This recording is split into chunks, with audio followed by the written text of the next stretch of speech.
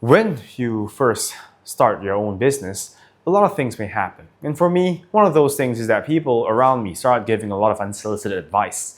And when I first started, I made some mistakes, and now I've learned from them. And today I want to share these with you.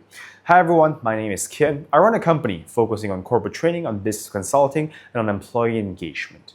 We have worked with more than 10 multinational companies and more than 2,500 employees across 15 different countries. And the first thing that started to happen when I first started my business was that a lot of people around me were trying to give a lot of advice on a variety of matters, including how I should market my business, how I should sell, how I should pitch to my clients, the type of offerings I should add to my company, and so forth. And at that time, in my attempt to be receptive to their advice, so that I was someone who was teachable and willing to learn, I was trying to incorporate a little bit of everything. And in a matter of weeks, I found that I was overwhelmed and did not have a sense of direction for what I should really focus on.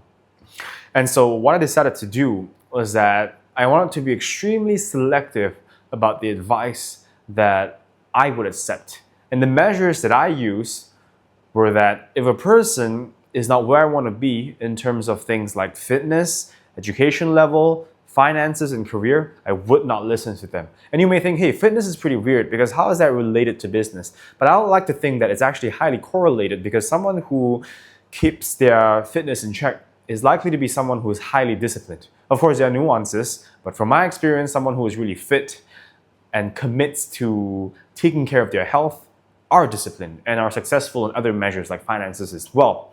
And discipline and conscientiousness happen to be highly correlated to financial and career success. So if they are not successful on these fronts alongside things like career, I'll not listen to them. And another thing that I've learned that's also about this is that people who are truly successful and who are where you want to be and beyond are very unlikely to provide unsolicited advice. They may or may not be generous when you ask for advice from them, but they're not going to go out of their way to give you a bunch of advice unless they are your loved ones because they're likely busy with their own matters. Which means that for the most part, if someone is giving unsolicited advice, the rule of thumb could be to just ignore them. Now, the second thing that I did to maintain my focus was to focus on my own goals. For me, my goals right now are really only two things. To build my personal brand by building my social media and writing my current memoir, which is already available for sale. And I want to ensure that I provide the best services to my clients as far as corporate training. And I found that by providing better services, you're likely to refer me to more prospects. So the business really runs itself if I'm able to ensure that good services are provided.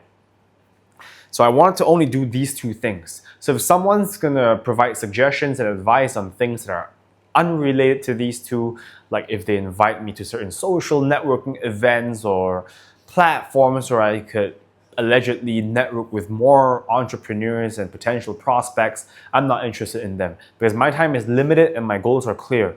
If any other suggestions are unrelated to these goals, I'm not listening to them, unless of course you're coming from people whom I highly respect.